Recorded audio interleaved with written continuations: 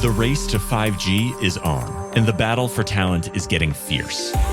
Welcome to 5G Talent Talk with Carrie Charles, a podcast dedicated to helping you face the future workforce head on. Navigate this challenging talent landscape with innovative strategies to attract, retain, and engage people in this new world of work. Only here on 5G Talent Talk with Carrie Charles, CEO of Broadstaff Talent Solutions.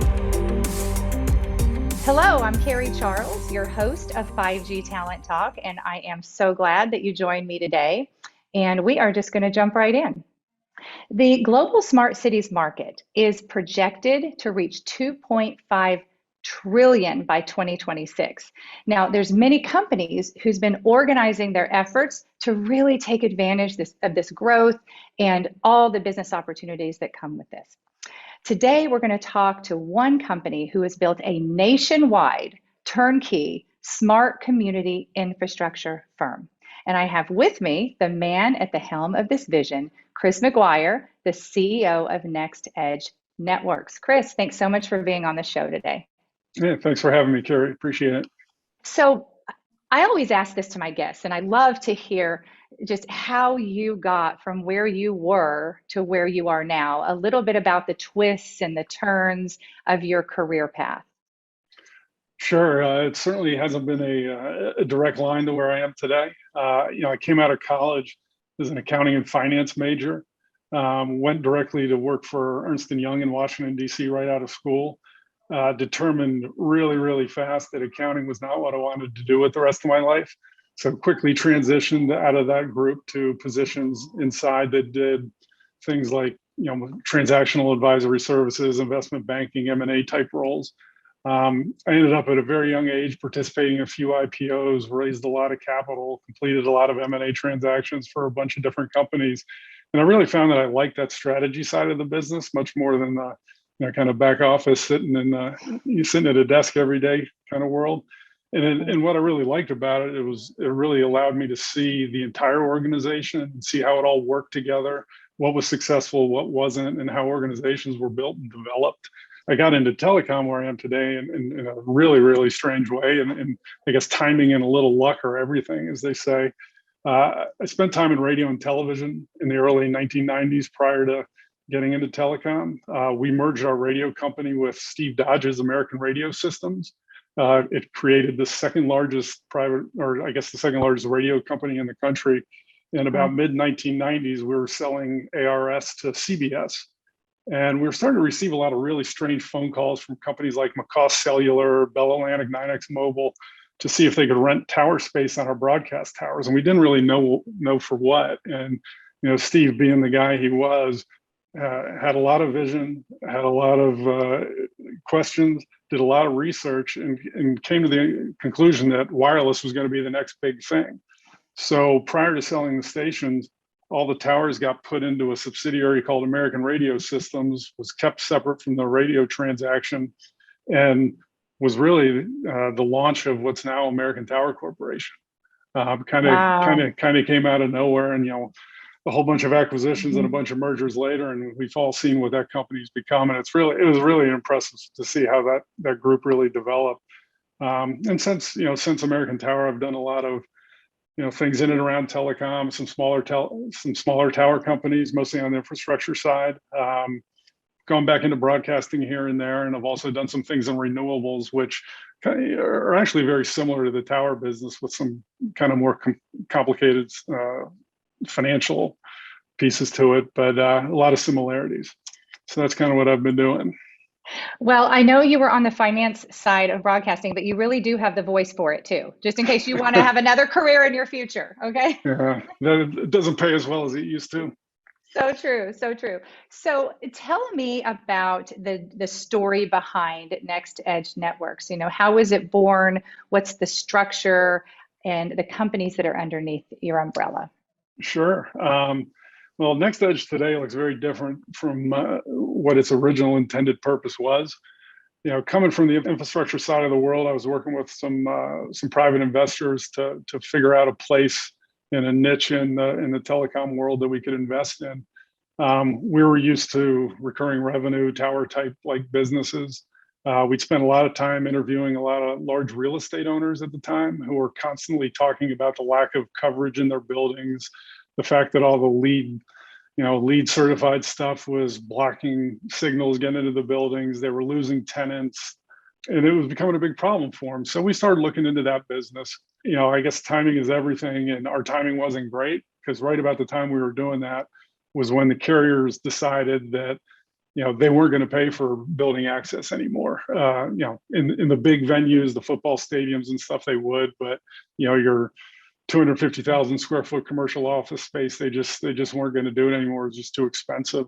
The landlords had a problem, but they didn't want to pay for it either. So we found ourselves being in a business that had a need. There was a solution. There was just nobody that wanted to pay for it. And it seems like that industry is still a little lumpy right now. There's people that are doing really well in it. We couldn't figure out a way to do really well in it. So we quickly had to pivot. And given all the trends around wireless that we'd seen, the projected CapEx spends that were coming from the various customers in this business, we knew there was a great opportunity in telecom, and we wanted to kind of hover around it. The infrastructure pricing was really, really high. It still is. So we focused on the services sector, and it sounds like a real paradigm shift for what we were trying to do, but it's actually really natural. Historically, all of our infrastructure businesses started out as services companies. We've always viewed services businesses as kind of the business development and information access arm of the telecom world. They know what's going on early when networks are being developed. They know what directions, they know what markets people are working in. So we went out and acquired a really small group of recurring revenue contracts from a data center company called Edge Connects that kind of launched our business back in 2016. The revenue and cash flows from those contracts allowed us to kind of seed the business and go out and keep trying to grow the world. About early to mid 2017, we found a business in San Francisco.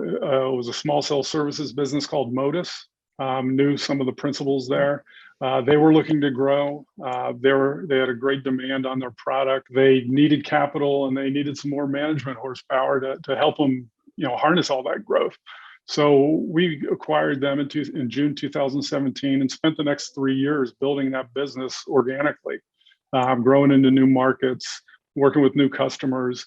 And after growing that, we came to a conclusion that we needed to do some things to diversify the business. So just about 9 months ago, in the middle of 2021, we also merged in two companies, a company called Spectrum Services in Las Vegas, and then a business called Tachyon out of Atlanta, which had 4 operating companies under it that all came under the NextEdge umbrella. All these transactions allowed us to diversify our business geographically from a customer standpoint, as well as from a services offering standpoint. So we now sort of have a full suite of services coast to coast. As we sit here today, we're 6 operating companies strong under the NextEdge umbrella. We've doubled our size in the last 12 months.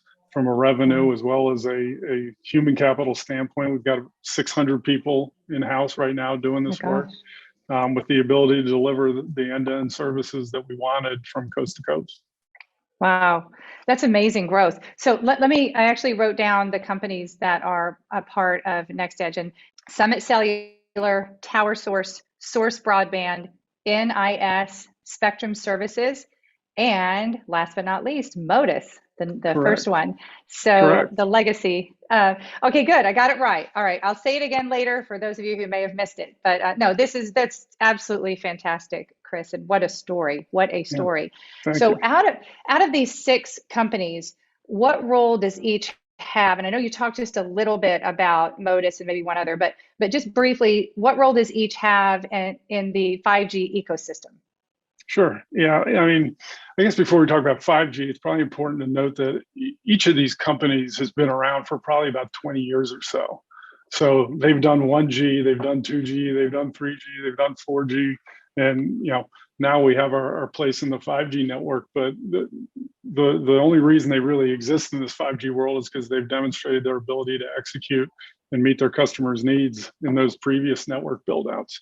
As a whole, we can participate in just about every piece of the 5G ecosystem. We have what we call managed services, which are really the upfront work, the site selection, the design, the A&E, site acquisition, zoning, permitting, all that kind of stuff. And then we've got the ability to do the back end work, so construction, installation, modifications, integration, optimization, maintenance. And we can do it for small cells, we can do it for macros, DAS, rooftops, greenfield towers, you name it. We have these capabilities in all the geographies we work, which is East Coast to West Coast. And we also have, through Source Broadband, the ability to do aerial and underground fiber construction and splicing. Although that skill set isn't a national skill set right now, it's really focused in the Southeast. But the 6 operating companies we have, we'll start it on the East. NIS, which is Network Installation Specialists, and Summit Cellular are similar companies in terms of the service offerings. They're primarily back-end service companies. They can do macro, small cell, construction, installation, the integration and optimization, as well as participating in emergency services, response, and things like that. In the South, and those guys are focused in the Southeast. They perform in different geographies, but they're at least in that same region. Tower Source is a front-end managed services business, so they handle all the site ag zoning, A&E, things like that in the Southeast. Source Broadband, as I mentioned, does the fiber construction mostly in the Tennessee market right now. And then Spectrum Services and Modus in the West, which is really Texas West, are more fully integrated businesses. They do both the managed services as well as the back-end work, covering, Modus's geography is more West Coast, whereas Spectrum Services is more the desert Southwest. Gosh, is there anything you don't do? There's a lot of things we don't do, but we'll look at. We'd like to do some of them. Right. I know that we'll talk about that a little bit later. I'm sure that there's a lot of things you'd like to do, but you don't have enough people, right? And that's what everybody's dealing with right now. So let me ask you this. Is there any commonality between the companies, let's say shared values or similar cultures?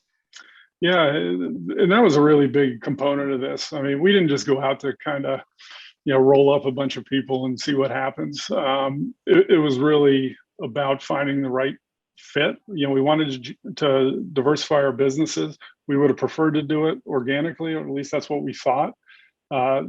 Bringing Spectrum and the Tachyon companies in-house was actually a natural fit for us. We talked to a lot of people, and every time we decided that things just weren't going to work out, it was all about the people and the culture side of it. So these businesses fit what we were all trying to do, and quite frankly, we fit what they were trying to do in their process as well. But in terms of similar characteristics, almost every one of these businesses is still run by their founders, and these founders still are going forward, have a meaningful investment in these businesses and the future of their companies. They've all been around for a long time. They've 20 plus year tenures in this industry with really, really sterling reputations. You don't find that everywhere. There's a lot of people in and out of this business. These guys have been here forever, and you're only here if you perform. But more importantly, there was a couple of cultural things. They were all hyper focused on quality and delivering for their customers. We heard that time and time again when we talked to these companies. They're highly competitive. They've got a huge desire to win, and that's from the top to the bottom. They're very creative, and when I say creative, I really mean that they focus on solutions. They're not there to do a job.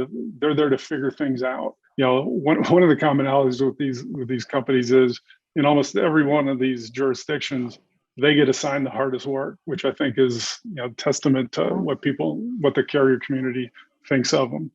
And then the other part was they each had a principled culture. They were desire to be a place that attracts the best people. They sort of brought people in and trained people the way we think about it.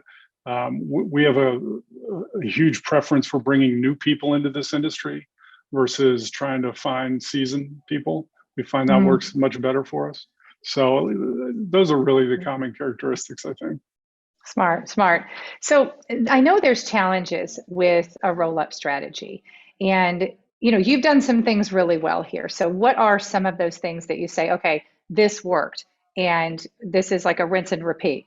Yeah, it's a good question. Roll-ups are risky. I don't think we ever went out there thinking we were going to do roll-ups, but these roll-ups actually in our mind, as we were looking at it, de-risked our business. They helped us diversify really quickly. When it was just Modus, we spent, like I said, 3 or so years growing the business organically, and we were doing really, really well. But as that process was moving along, it became really apparent to us that we were really relying on one geography, really relying on 1 or 2 customers, and really relying on doing 1 or 2 things really well. So we set off to kind of diversify the business geographically, customer base, and service offerings. It just so happened that these 2 transactions happened at the same time, but they both supported that same end game, that diversification piece. Through the transactions, we were able to speed up our diversification plan, we think by 2 to maybe 3 years. So we've got that behind us, and now we kind of transition into the operational mode. But probably most importantly, it aligned us with companies that had similar drives, values, cultures, and people. And now we have a really diverse business, covers coast to coast. We can do end-to-end services for just about every major player in the wireless and wireline business. We always kind of say national footprint, local delivery. But I think what we've done really well was kind of stay out of the way. The integration of businesses is really, really hard. We focused on integrating the back office and the support functions really out of the gate, and let service delivery and customer relations and all that kind of stuff alone. It allowed our operating companies to not focus on, we got new owners and all this kind of stuff, and really just keep doing what they do. And to all their credits, they did a great job. I think if you ask them today, how big of a headache was this, they probably would say they didn't really notice a whole heck of a lot. And I consider that a really big success. The other thing I think that we did really well in this process was to identify what we're good at and think of other ways we can do it and other places we can do it. So we've always sort of distilled our business down to anything that requires space, power, connectivity, we can probably do. Doesn't need to be wireless, doesn't need to be wireline. It could be renewables. It's permitting, it's construction, it's things like that. So we've looked outside the industry to continue to diversify our business, and our recent ventures into EV charging are a direct result of that. Very similar skill sets, very similar markets that we're working in, have great need for that. And it was just a great way to transition the business into those lines. And, at the same time, give our people some opportunities that they might not have thought they'd ever have. So, the next phase of that is, we see down the line that the IoT technology, smart city type stuff is going to be a big market. The spend's not there yet, but that's a skill set that we transition into almost seamlessly.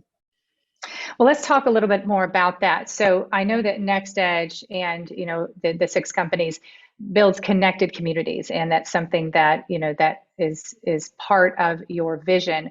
So define a connected community from your perspective, and then also what needs to happen to make a connected community really thrive and make it work. Sure.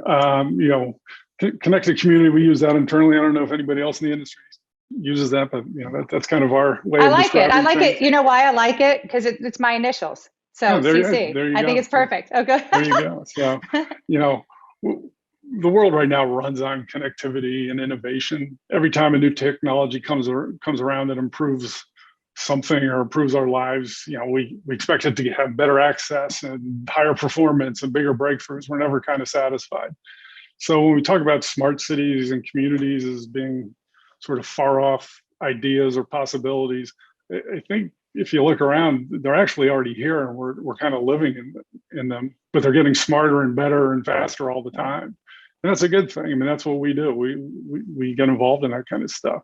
We think the communities are better when they are connected, but it's not easy. I mean, it's not an easy task to make all this stuff happen. Connected communities to us means having comprehensive 5G, high-speed fiber, smart water and light systems, readily available EV charging, autonomous public transport, and a whole bunch of other things. But the challenge is not really a matter of the technologies themselves, but instead of deploying those technologies and the infrastructure that supports them. And we call that intelligent infrastructure. Building out these networks means connecting a whole bunch of data points, and those data points then enable modern life, commerce, mobility, all the good stuff we like. But while all that's happening, all at the same time, we've got to serve the needs and the demands of the people that live in those communities and the jurisdictions we have to work in that have a whole bunch of rules and preferences for how this stuff happens. So we view that work as being really complex, requires a pretty robust skill set, a lot of experience, a lot of local knowledge and experience, and ingenuity to complete. So, at its heart, NextEdge, builds these turnkey solutions for this intelligent infrastructure that enables these connected communities everywhere. We know that the continued evolution and integration of all these technologies requires these networks to continually advance and be modified and be added onto. And that's why we partner with the network operators and the OEMs and the cable providers, the infrastructure companies, EV manufacturers, utilities, to ensure that everybody does keep progressing. We fill a unique niche between all those constituents, as well as the communities. The fiber, the towers, the antennas, sensors, the chargers that we deploy aren't just pieces of hardware. We view them as the essential foundations, for people everywhere to thrive. Wow, life-changing. You're changing lives. Yeah.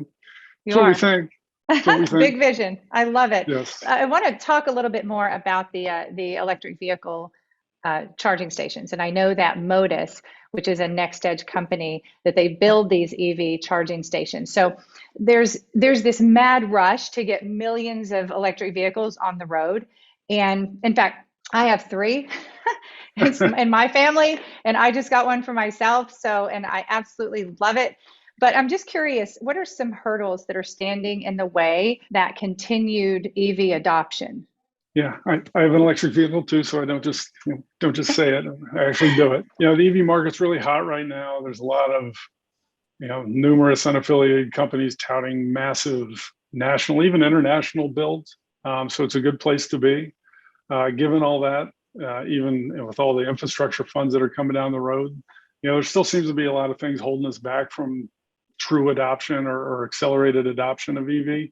Yeah, it's funny, but I think some of these things are simple, and some of them are really expensive and hard. But range anxiety is probably the biggest one from a usage standpoint. I read about that. I read about range anxiety, and I have that, I think, sometimes. Yeah, no, there's no doubt. I've been driving from Northern California down to LA in the middle of nowhere going, oh man, if this thing goes out, we got problems. But right. From people buying those cars, I think it's the mindset of, I'm concerned I'm going to run out of juice on my trip. And as tech gets better, I think you're going to find that ranges on these cars are going to increase.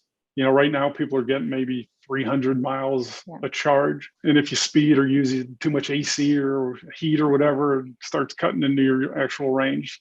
But I think as battery performance gets better, the ranges will increase. And, if you can get to a sort of a 500-mile charge range, I think you're going to see a lot more standardization of that product and a lot less of that range anxiety. I think that's probably the sweet spot. As with making charging stations, cheap sell for us, but as with making charging stations, as prolific and convenient as the current gas station environment is, they really do need to be everywhere, and you need to be able to charge quickly. Getting in and out in 3 to 5 minutes would be tremendous, and you really just shouldn't have to drive long distances to get a charge and wait 20 to 30 minutes to get an 80% charge if you're lucky. Mm-hmm. So I think proliferation of the charging networks is a absolute requirement, and that's also impacted by like the open system right now, where some manufacturers have their own networks that are closed to the general public. I think that direction seems to be changing, and I think that'll be good for the industry as well. But I think those 3 things are really impeding the ability for full scale adoption. Right. That makes sense. Let's switch gears a bit to talent attraction and retention. I know that you've been in the industry a while, as well as in many other industries, and you've had to recruit your share of talent as well as retain them. So let's look at today. Is your leadership utilizing any creative strategies, anything that's working for you to attract and retain talent in this landscape? It's funny. I think you mentioned it earlier, but as everybody who's been in this industry even a week knows, that there just aren't enough people to do the work that's on the table right now. There's a huge supply-demand deficit when it comes to having human capital needed in this industry. If I shared a really secret sauce type stuff, my team would probably get really mad at me. But what I come will on, say, just one. what I will say, and I think I mentioned it earlier, is we continually try to add to the pool versus just moving the pool around to different businesses. I mean, we hire our share of of people that are experienced, but our ability to bring brand new people in from outside this industry, train them, expose them to different things, move them through the company, different departments, just so they can kind of get a broader view of the world, has been our most successful way of not only attracting talent, but actually keeping the talent. We've brought a lot of people in who had no idea what they were doing.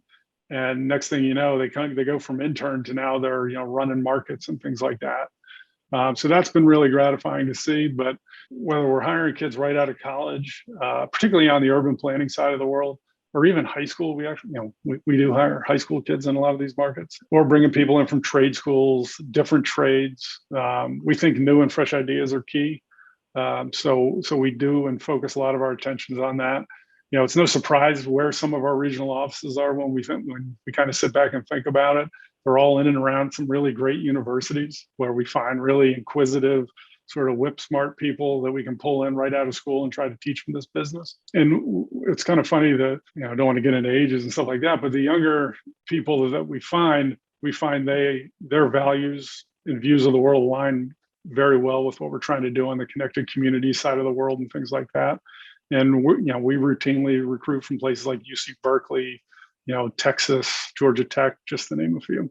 Yeah, no, that's very smart. In fact, I was going to comment on something that I think that business leaders, when we go to hire, we just immediately think, okay, what experience do we need? What certifications do we need? What knowledge, what degrees do we need?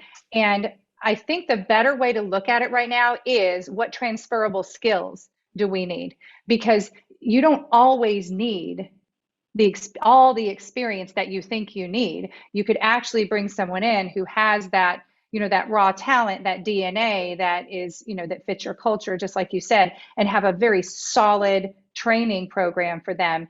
And then what you said was brilliant, is it helps retention. Yep. And it's all of our clients and that we staff for, we watch that happen, and we see that many of the people that they retain the longest are people that they brought in from outside the industry or from transferable skills and invested in and poured into. Would you agree with that? Yeah, no, absolutely. I mean, that's exactly our mindset. And it's funny, there are some companies in this industry that are hyper focused on this thing, and they do a great job. I think they put enough pressure on some of the industry organizations to get involved, and there seems to be some, a groundswell of support for things, mentorship programs and things like that I think are really good for this industry right now. Yes, absolutely. So you're an accomplished leader, Chris. What are your guiding principles of leadership? Yeah, it's funny. If you asked me that 10 years ago, it'd probably been really hard to answer. For a large part of my career, I never really thought about leadership. It sounds kind of funny, but I never really did. I was either working alone on transactions or working in really small teams, just getting deals done. Then we'd move on to the next one, and never really had to look back. I did have a former CEO who I really admired, and he was a leader, who told me one day, he's like, look, transactions are easy. So the people and operations are where the value is created, so you better get good at it. And then when he told me that, I was like, whatever. I didn't really think about it. And then I did start to think about it. He was absolutely right. So, over the years, I've found, the kind of things I'm comfortable with, and my team certainly don't hold back, and, they let me know what they need and what they want and what doesn't work for them. But the things that, I really think about and believe are important just so happen to be a lot of what I saw in the people that I thought were really good at their jobs, who I thought were really great leaders. I think you need to be really self-aware. I think you need to know who you are and what you are before you can tell anybody else what you want from them. I think you got to believe. It sounds kind of, sounds like a Christmas special, but you got to believe. You got to believe in your vision. You got to believe in yourself. You got to believe in others, and you can't fake it, because as soon as you do, you lose all credibility. Things need to be really simple. If you make things complex, things break. And probably more importantly, on the simplicity side, there's a lot of really complex stuff that we see in our business, and it needs to be explained. You got to be able to explain it really in a sentence. If you can't, you're going to lose people. Their eyes are just going to gloss over. One of my favorite, now mention him, a second time, but Steve Dodgeisms was listen more than you talk. The one thing I heard that guy say, that's the one thing that stuck with me. So, listen more than you talk. Take risks. I think leaders have to take risks. But what I find the really good leaders, they take risks that are really measured, they're really analyzed, and they're really researched. It's just not some, hey, we're going to go do this. It seems super risky, but it's actually really, really, really, really measured. I think leaders have to own their mistakes. They actually need to embrace failure. We've learned so many things by trying something that didn't work out, and then we take those lessons and we don't repeat them. But the failure and the mistakes and the ability to own that stuff is, I think, really important.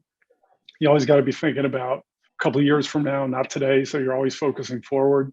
Whatever happened in 2000, if it was bad, I hope we learned from it. If it was good, it's over. Let's keep going.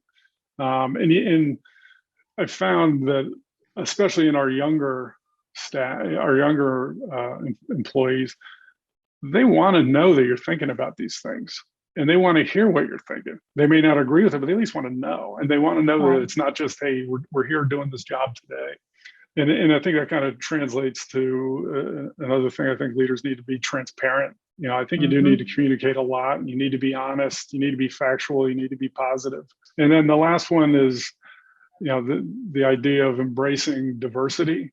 And it's diversity on all levels, but diversity of thought, diversity of opinion, diversity of how to solve problems. I think without diversity, we get really, really stagnant. And we've had some people come up with some ideas that were like, are you crazy?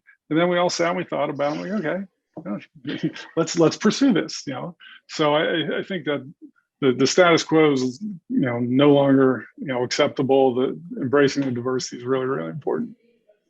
The status quo is no longer acceptable. I love that you said that, because it's a new world right now, and you recognize that. Yeah. Everything you said was spot on, inspiring, empowering, and I agree. I couldn't agree more. So thanks for sharing that, Chris. Yeah, you're welcome. So what's on the horizon for 2022 for the companies under your umbrella, and also, I'd love to know your overall vision for NextEdge. I mean, are you looking for that next great company that you're going to acquire? I mean, what's that bigger vision too? 2022 hopefully is going to be kind of boring compared to 2021. We had a lot going on. 2021 was really hectic. I think for a lot of our people, there was a lot of uncertainty when you go through these acquisitions and mergers and all this kind of stuff. Oftentimes that's enough to just break a business. People get all worked up. They don't know what's going on. Yeah. I think thankfully, and to our team's credit, they kept their heads down. They kept focused forward. And, right now, I think you'd see very little impact or very few impacts across our organization from the transactions, which was great. As we get into 22, it's really kind of, nothing sexy on the agenda. We're getting back to focusing on, pure operations and organic growth again, and that consists of, a real focus and a dogged execution on our customers' plans, continuing to find and attract the best talent we can, completing all the integration that we still have to complete. So that's behind us. And then, focusing on margins, cash flows, all that good stuff. So that's 2022. If something pops up, we're certainly willing to look, but it's, just a kind of a continued diversification of our business, growth into new markets, things like that. What do we want to be at the end of the day? Kind of going back to the connected community stuff, we want to enable all the technologies that make our communities better.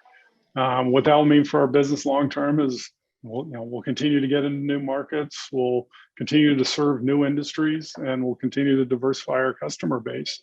If there's a big thing we'd like to do, given my background and the background of a lot of folks in our business, is to maybe also participate on the infrastructure side of the business. We have the capital and we have the resources to participate in that side of the business, and we see some opportunities that we could potentially do that. So that would be the ultimate goal. I love it. I have no doubt you are going to accomplish every single one of those. So We hope I so. I want to know what drives Chris Maguire. What is your passion? What is your why? And what you wake up every morning and you say, "Oh, I can't wait to do X because of X." Yeah, kind of like before, I guess it's probably changed a lot over the years. Originally it was very sort of functional or goal oriented. We wanted to create value, wanted to help some, entrepreneur achieve something greater than he can do it on his own, or she could do it on her own. You know, can we build a David that can beat a Goliath? Can we figure out this puzzle before anyone else? It's very competitive. How do we win? It was kind of the stuff that I always found fun. But that changed a few years ago, and sort of driven by the pandemic, and was really driven home by the pandemic, but kind of goes back to this connected communities things. It really occurred to us that what we do really does matter. We're not just out there building towers or doing anything. You got to look beyond that asset to what it does and what it provides. And whether it was helping to accelerate EV adoption by building charging stations, or building fiber to homes so families can do remote learning and video calling with their families to stay in touch, to building remote cell sites to take, accident traffic if there's an emergency in the middle of nowhere. All those things matter and are the building blocks of these connected communities we always talk about. So that's kind of the feel good part of why we do what we do and why I do what I do. From a personal standpoint, I'm just really curious. I'm always wanting to know what's next. And this industry with all the technologies and the evolution of these technologies satisfies that need greatly. Technology continues to evolve and influence our lives in some pretty dramatic ways. I like seeing early what's coming. And I like to try to predict what's the next big thing, and whether I'm right or wrong, who knows? But it's never dull. Well, curiosity is a sign of genius. So you're on the right track there. Well, I'll tell my wife you said that. Absolutely, you should. So where can we go to learn more about NextEdge? And also, I want to list the companies that are part of NextEdge one more time. Summit Cellular, Tower Source, Source Broadband, NIS, which stands for what again? Network Installation Specialists. There you go. And then Spectrum Services and Modus. So where can we go to learn more about NextEdge? And I know on your website, I saw that you list just everything and all the companies. Yeah, sure. That's the best place to go. www.nextedgenetworks.com. On there will be links to all the various OpCo websites, so you can see the details of what they do and who their management teams are and all that good stuff. That's the easiest way. Beautiful. Well, this has been a pleasure, Chris, really. And thank you for your authenticity and transparency. And it's just been a wonderful conversation. So thanks for coming on the show. I appreciate you having me. Thank you very much.